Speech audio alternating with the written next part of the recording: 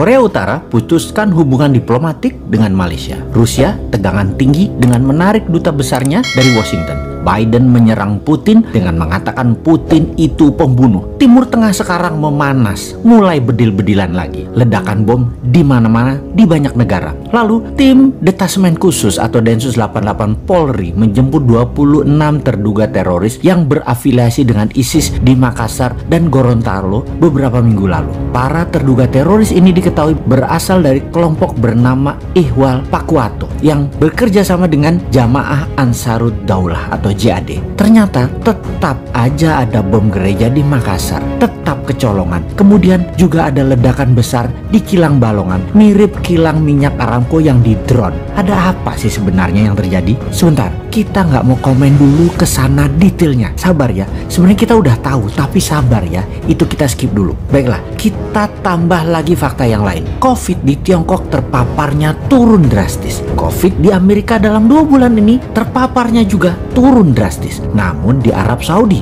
masih ketat membatasi penerbangan internasionalnya, masih selected karena Covid merajalela lagi. Bahkan di Tanzania lockdown. Negara Eropa Barat seperti Spanyol, Inggris, Prancis, Italia masih juga selected international visitor karena masih pandemik. Jenis baru lagi pandemiknya. Banyak di negara besar dan negara penting di dunia ini ternyata Covid belum bisa turun drastis di sana, sehingga efek perlambatan ekonomi menjadikan mendung ekonomi di Eropa, di Afrika, di Asia. Pastinya di dunia di tahun 2021 ini mendung ekonominya. Bagaimana kita melihatnya hal ini yang lama kita sudah mengatakan dalam analisa Sontoloyo ala Bosman itu. Ketika globalis di belakang Biden CS Partai Demokrat Amerika, maka globalis menguasai 2 negara besar, Tiongkok dan Amerika. Keduanya diadu adalah Tiongkok CS yaitu One Belt One Road versus High Road-nya Amerika CS. Kemudian dunia dibuat gonjang-ganjing di mana instrumen perang yang terbesar adalah perang militer, yang terkecil adalah perang sel atau biasa disebut Terrorist Act mulai dipakai lagi. Mulai terjadi semua kan saat ini. Dunia ini semua sedang berperang melawan virus sebenarnya. Dunia sedang berperang aslinya tuh melawan siapa? Melawan globalis karena emang dimainkan oleh globalis. Alatnya mereka yaitu 2 negara besar tadi, Amerika dan Tiongkok. Kemudian perang militer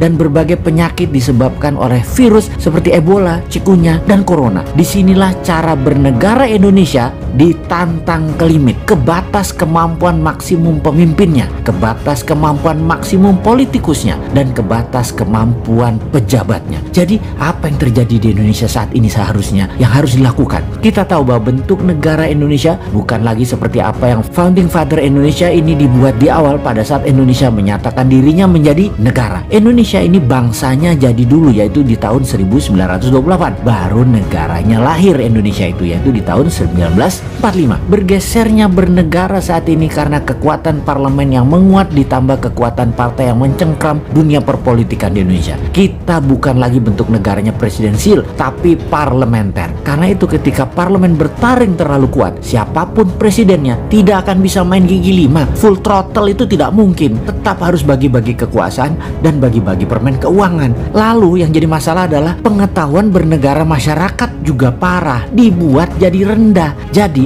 yang memegang kendali bernegara tinggal mainin aja apa pendapat rakyat, apa pendapat mereka. Rakyat manut, nonton, gak bisa buat apa-apa. Contohnya mulai digulirkan wacana presiden 3 kali, di mana muncul kampanye mempropagandakan bahwa calon terkuat Jokowi Prabowo di tahun 2024. Lalu ada berita mengejutkan kalau Jokowi mencalonkan ketiga kalinya, hasil survei ternyata nama SBY melawan dengan kuat. Bahkan saat ini leading. Nah lo bingung gak tuh kaum old mind? Kalian ini gak pernah selesai berdrama ya. Lalu kaum new mind bagaimana? Diam aja sih saat ini. Incumbent dan oposisi menari-nari seakan-akan bisa membuat Indonesia berdaulat.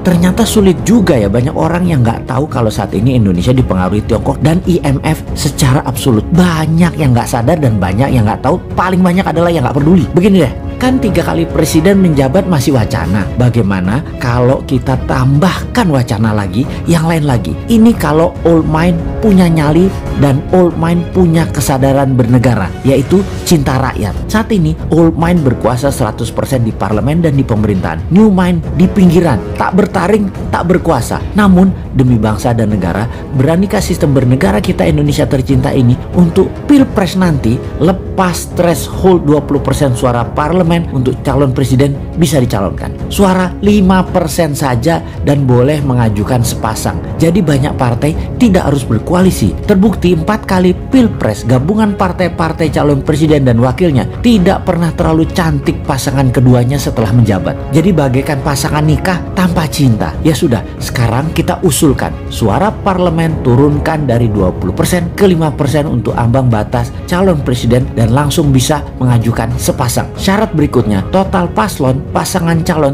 tidak boleh 7 pasang dengan menghitung suara parlemen dari suara terbanyak. Jadi apa yang terjadi? Misalnya pasangan PDIP dan Gerindra, Pak Jokowi dan Pak Prabowo, itu sudah 30% suara parlemen. Tapi masing-masing ternyata kreatif. Masing-masing mencalonkan diri sendiri. PDIP mencalonkan Ganjar dan Puan. Gerindra mencalonkan Pak Prabowo dan Pak Sandi Uno. Kemudian Golkar mencalonkan Erlangga dan Tito. Golkar bisa calonkan sendiri tentunya. Partai Demokrat Perjuangan mencalonkan SBY dan AHY. Demokrat KLB mencalonkan Muldoko dengan Ahok. Nasdem Pak Surya Paloh dengan Ridwan Kamil. PKS Anies dengan Habib Rizik. PKB Caimin dengan Deddy Corbuzier. PAN P3 mencalonkan Gatot dan Din Samsudin. Siapapun itu silahkan bertanding. Mainnya nanti 2 babak jika tidak ada pemenang yang mendapatkan suara 50% plus 1 suara. Jadi tanding ulang 2 yang teratas. Dengan demikian peluang putra bangsa terbaik untuk bisa membangun bangsa negara menjadi terbuka lebar. Lalu kita dengan santainya bertanya,